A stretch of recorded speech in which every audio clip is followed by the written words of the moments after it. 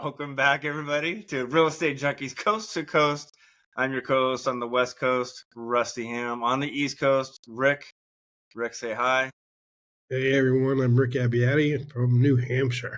New Hampshire. I wore shorts all day today. It's February. Rick, I'm going to be going to, it's called Cathedral City, to watch my daughter play, and projected weather is going to be low 80s. Jeez, must be nice. So I'm going to bring out some sunscreen. I'm going to have my tank top on to show off my muscles. I'm kidding. I don't have muscles. Anyway, Rick. And I'll be donning my winter coat, hat, and gloves and boots. Yeah, shovel snow, which I think I've done once in my life, and it was horrible. Anyway, let's talk about, I know normally we do mindset, skill set, and systems. And then as a game plan, we talk about one of the 4 game plans, which we're going to talk about in our mindset section. But we're going to switch gears a little bit in the middle part of this and talk about a 3-year projection and what that's going to look like. And then we're going to end in our cool down, which is our In the Trenches Bootcamp this Thursday, virtual. This is for anybody. So if you guys, we'll talk about it at the end. If you guys want to join that In the Trenches Bootcamp, see what we do, you guys can join at any time. So Rick, let's backtrack to the beginning. Mindset, skill set, systems. Let's talk about the mindset when it comes to our associates. And we just talked about it off the air, how quickly they want to go right to an AO. And again, let me define what an AO is. One of our game plans. It's actually, we call it an executive lease purchase, where we find the buyer, a rent-to-own buyer typically. We assign that rent-to-own buyer back to the seller. We give them a portion of the down payment, and then we're hands off at that point. So we get a payday 1, and that's it, right?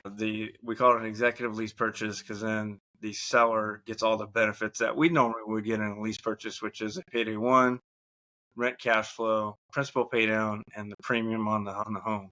So they get those benefits. We don't. We just get paid once and we're out. Talk about the mindset of an associate. Why would they? Because what we do is we lead with lease purchase owner financing. Like hypothetically, Rick, would you be open to a lease purchase owner financing? That's the first question we ask a seller. We don't lead with AO. So what's the mindset of an associate going right to an AO immediately?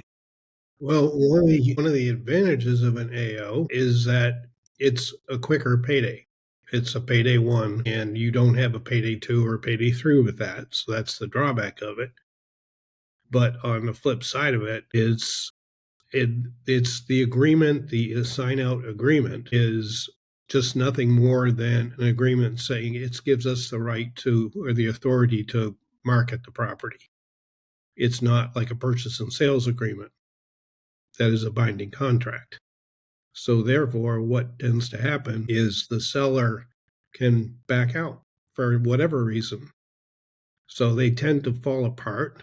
And the ones that fall apart, if you look across the sub 2 owner finance, lease purchase, or AO, it's the AOs that will tend to fall apart. Yeah, because, and there's reasons, and we've talked about the reasons why we would pivot to an AO. Again, we teach the associates not to lead with AO. We teach them to lead with a lease purchase owner financing. And then there's reasons why we would pivot to an AO. And those reasons could be they want money up front. They want a shorter term. They want cash flow. They used to be a landlord and they don't mind being a landlord again.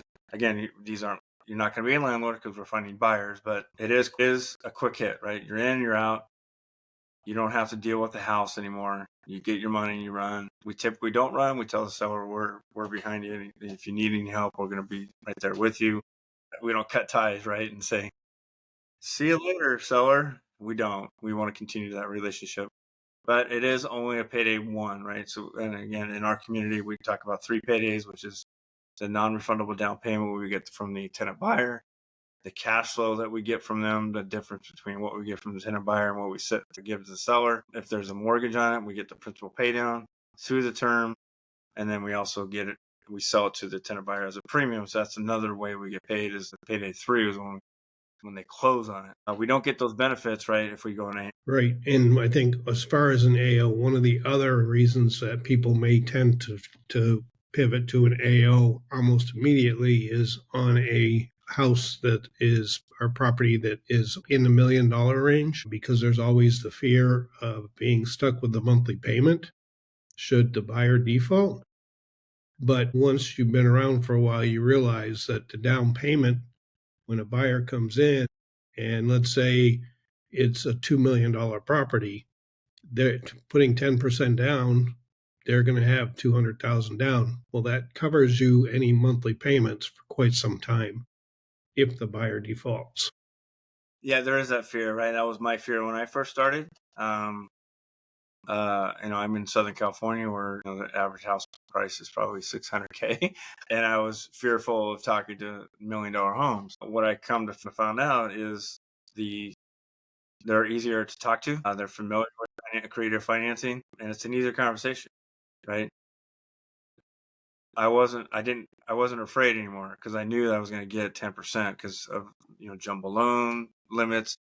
You're going to have that money stashed away. So if something were to happen, it's a $5,000 payment, you have that money stashed away, and then you can pivot, right? You can sell it traditionally. You can find another tenant buyer, get another down payment, right? So there's multiple things you can do if a buyer does fail to, complete their option. Because it is a lease purchase with the option to buy. So if they don't complete their option, then they forfeit their down payment, they forfeit the house, and we can evict them. For me, Rick, they pivot to an AO, and I'm seeing a trend that the payday 2, which is the monthly payment, we're starting to see those monthly payments creep up a little bit because of interest rates, and the associate doesn't see a benefit in the payday 2, right? There might be some negative payday 2 or it's a break-even situation, and the associate says, well, if I'm not making any money monthly, I'm just going to do an AO, which is, it's reverse thinking. They're not thinking long-term or big picture, right? Because big picture, we do all three paydays and we see what we're going to make. And they're so narrow-minded that they're just looking at the payday 2, which could be a negative. If it is a negative and you get a big payday 1, who cares, right? I mean, talk about that mindset. Yeah, one of my deals, it's a 6-figure deal, but I'm also coming out of pocket on payday 2 by a little bit. I'm a little bit negative on a payday 2, but it's a good size payday 1 and a good size payday 3. So you have to look at it holistically. Yeah, and you'll hear investors, cash flow is king, right? And so they would look at us and they'd be like, "You guys are crazy. What are you guys are nuts. You guys don't. You're going to take out a deal that has possibly negative cash flow." And yes, and the reason why Mr. Investor that is hating on us for that is it's a $10 consideration fee to get into these contracts. So our payday 1, for example, my first lease purchase was an $86,000 payday 1. I put $10 down. And so am I okay with having some sort of maybe a negative cash flow if I get $86,000 up front, right? And a potential 6-figure deal in 3 years, right? Mm-hmm. So for those of you that are like skittish about paydays, cash flow, you got to look at it holistically, like you said. And if it's a big deal, if it's 75 grand or more, then suck it up, right? Right. It's a different story if all 3 paydays aren't as profitable and you're coming out of pocket and you just can't afford to do that. That's a little bit different story. Yeah, if you're putting money up front, like in a sub 2, like we look at sub 2s all the time, and let's say that they want 5% up front. There's very little payday 2, and we might have trouble selling it at a certain price point on the back end. We would say no, we're not going to take that deal, right? Good stuff. Let's pivot to, again, this is our game plans section where we talk about the 4 game plans, which we kind of touched upon a little bit here, which is lease purchase, owner financing, sub 2, or executive lease purchase A. We're going to not do that. And so go ahead and talk about what we talked about off air, which is the 3-year plan and what that entails for people that maybe want to do this. And you got to have a long-term goal in mind, right? This is not a get rich quick type of And what we're doing. So if you look at 3 years down the road, ultimately, what do you want your business to look like? You're probably not going to be a solopreneur 3 years from now if you're actively doing the business. You're going to scale your business, whether that's hiring additional VAs or virtual assistants, an EA or an executive assistant, a seller specialist, a buyer specialist. The seller specialist will be boots on the ground as you are doing everything that you'd normally be doing. It's just more hands off for you, or you're duplicating your efforts. So look out 3 years from now and say, okay, what do I want my team to look like? And then from that, if you look at, say, the first year in this projection, a time frame, you say, well, let's say I want 6 deals. Okay. And then at the end of the year, or part of the way through the year, you increase your team. Maybe you add an additional VA, and after you've had a few deals, maybe you decide it's time to hire an EA to take some of that administrative stuff off your plate to free up more of your time to talk to sellers, work with sellers. So you're going to have more time in your business, which means the number of deals should increase. So in year two, you're going to look at an increase in deals. So now you've gone from 6 to maybe 12, just hypothetically. And then the third year, you say, well, I want to hire a seller specialist, duplicate my efforts. So now you're going from 12 deals a year to 24 deals a year, hypothetically. So in planning that, the first year you're going to have just payday ones and payday twos, because your payday threes won't cash out until around 24 months later, at the least. Maybe 18, but we figure 24 months later. So payday one and payday two for the first year, 6 deals. You project that out to what that will be. Your payday ones for 6 deals. Let's say they're 50,000 a piece. So that's K right there the first year. And then you figure your payday twos. Those are staggered because you may have a deal in February. You may have another deal in March and another deal in June, maybe 2 in July. You kind of project those out and stagger them. So you add that up for the first year. The Yeah, and second, when average about 300, right? Because the payday twos can vary. But go ahead. right, right. So, we can use average payday. You look across the community and it's like about 300, 260 to 300 ballpark. And you can change that a little bit if you want. If you know your averages, that makes it much easier to project it. But so you've got the year one and year two, that's pretty much what it looks like in projecting your deals. And then year three, now your payday threes come into play. So let's say February of this year, you have your first payday one. Well, February 2 years from now, you got a payday three. So now you add that in on top of the deals that you're getting, the 24 deals, and you can see how your business will scale exponentially. Yep. Yep, and you're gonna have certain numbers of properties on the books, as we say, and so now your business become predictable, and you can say, and you can increase, like, I know Chris, they started selling off certain homes because the rent-to-own buyers were not performing well, so they just said, screw it, we're just going to sell these off, right?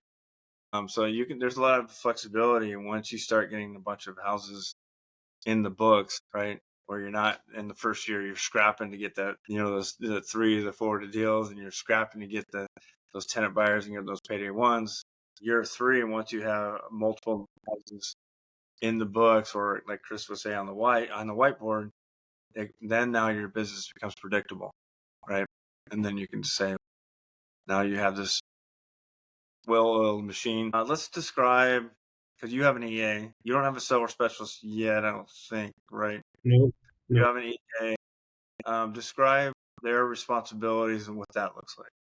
So I have 2 VAs and 1 EA. Megan, she's fantastic. And she's taken a lot of the administrative stuff. She's been working on contracts.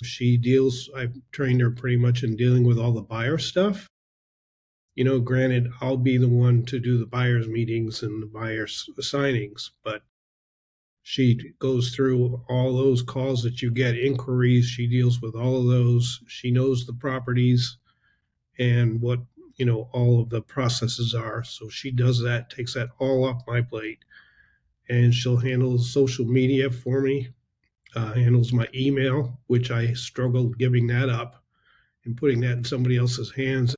And I went from probably 12,000 unread emails down to like six. And it was like, and she knows when an email comes in, it needs my attention. She lets me know that. She flags it appropriately. So an EA, I hired her after I had 4 deals under my belt. And you're paying a salary, but look at the return that you get.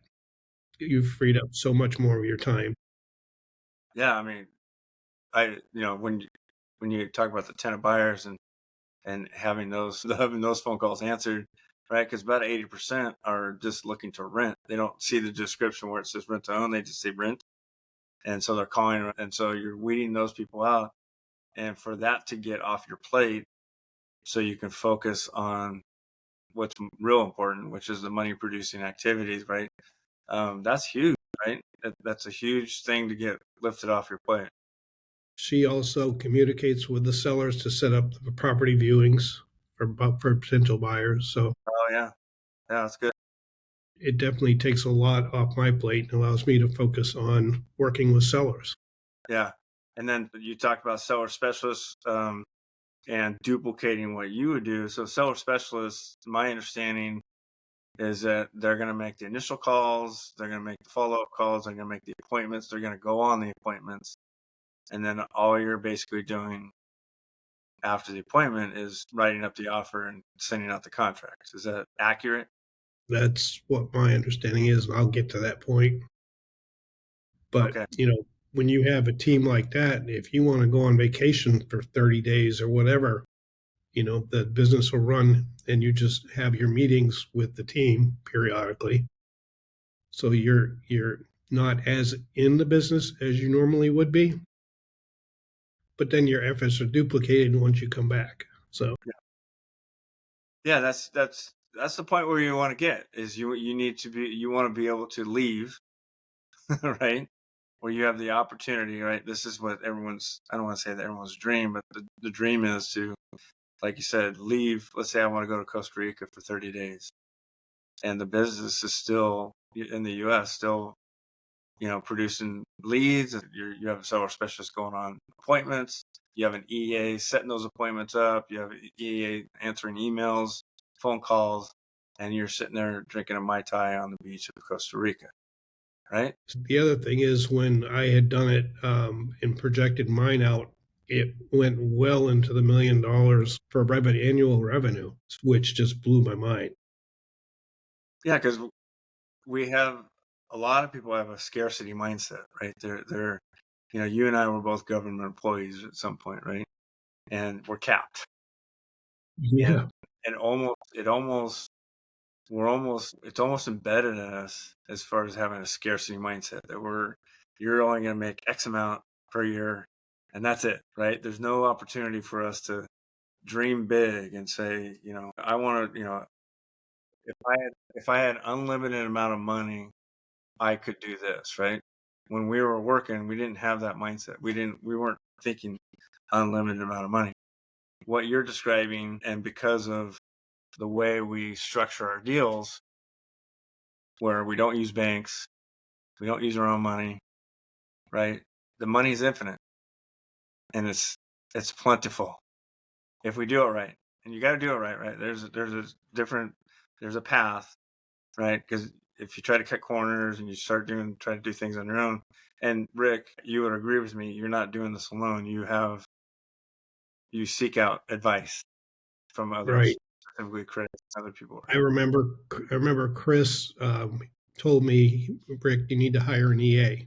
And I said, well, that's somebody's salary I'm going to be responsible for. Don't worry about it. You need a different mindset on that and look at it from a different perspective. And it's been invaluable. And if you look at the 2008, 2009 time frame, if you're flipping properties or you're a developer and you got multi-million-dollar revenue or projected revenue, and all of a sudden the floor falls out from underneath you. We don't have that risk. We don't, and you're alluding to we don't use our own money, right? Like I said, if you do a lease purchase, possibly a subject to, we're not putting our own money in. We put $10 down. Now, if they want a down payment, then we just take that from the tenant buyer and we give it to the seller, right? So it's not our money, and it's not our loan. Subject to, the loan is in the seller's name. Owner financing, the seller is the bank. So, we're not taking out loans from banks. And that's why we're not going to get in trouble. If we do hypothetically have an 08 or 09 crash, we're protected, right? And that's why our money is infinite. And the other thing is you're dealing with people that are renting to own. You're not out there flipping a house and trying to find a buyer, traditional sale on a buyer. Right. So we have a bigger pool. We have people that have an invested interest in buying this home. They're going to take care of it. Mm-hmm. Yeah. So good stuff. Thursday, Rick, we have the virtual event. This is taking place we used to have a live event, right, in March called the Summit. We're not having that anymore. We used to go to Rhode Island and have a live event. So they stopped doing that, and they started doing these. I think it's bi-monthly now, or it's every trimester. They have these in the Trenches Bootcamp. We've talked about Trenches Bootcamp many times, and the value that it brings. We're going to do that with in the Trenches Bootcamp virtual event this Thursday. It's 2:00 Pacific time. Eastern time. Okay, so I'm talking Eastern time, 2 to 5, right? 3 hours long. First hour is usually we're going to call sellers for associates that have leads, and then we're going to get into the second hour, which is typically we go over deal structure, and then the third hour is we will maybe pick on somebody and do a business plan, or kind of like what you were just talking about now, right? Strategy. Yep. You call? Yep. So those of you that are listening, if you want, that's going to be in the show notes. The In the Trenches Bootcamp this Thursday, the 20th, from 2 to 5 Eastern time. Anything you want to add about the virtual event? No, the virtual event is just a condensed version of our full In the Trenches Bootcamp, which, by the way, the next one is March 5th through 7th. And these are do not miss events, because a lot of times, almost every time, people walk away when they bring leads, they walk away with deals out of the boot camp. Yep. Yeah, that's super important. I mean, I did. I think you did. And it wasn't a boot camp; it was a strategy session, or it was just a one-time thing. But when I came back from mine, I had 3 offers sent out, and I think I got a taken from that on one of them. So definitely super important that if you are interested in joining the community, that you come and check it out first, because when we say in the trenches, we are there. We're in there doing it for you. It's not like these other programs where you just buy and they say, okay, good luck, go for it, right? Yes, ours is a coaching program. There is an investment involved. However, we lock arms. Rick, I don't know if you want to talk about some of the things that we do for associates as far as locking arms. Yeah, and like Rusty mentioned, we get on the phone, you bring leads to us, and we'll make the phone calls to the seller, negotiate as necessary, structure the deal with you, and then strategize, as Rusty also said, on the third day. And we basically break it down. We find out, okay, if you would like this as a goal for the year, how many deals do you need to make? Then we take, okay, we know based on predictable key performance indicators, how many how many offers you'll need to do to get those number of deals, and then how many appointments you need to go on, how many leads you need to have those appointments, and then all the way to how many dials you need to make to do those appointments. Yeah, super important. And it is predictable, but it's also based on your effort, right? We talk about attitude and effort, right? We're looking for the serious and dedicated. We will pour gas. If you're serious and you're dedicated, we're definitely going to pour gas on you and do everything we can to get you a deal. Now, does that mean we're going to hold hands throughout your whole business career? No. At some point, you're going to develop some wings and you're going to fly away and start doing it on your own. But we are there definitely in the beginning parts to make sure that you guys are doing all the right things in order to get that deal. Great stuff, Rick. I will see you tomorrow on office hours. Yes? Oh, no. No, Nope. we won't. But I will Nope. see you at a virtual event. Yes. Yep. Absolutely. Yeah. So good luck tomorrow. I'm not gonna say it on here, but good luck tomorrow and Thanks. enjoy it. And then I'll see you on Thursday. All right. Sounds good, Rusty. All right. Take care, everybody. Take care, everyone.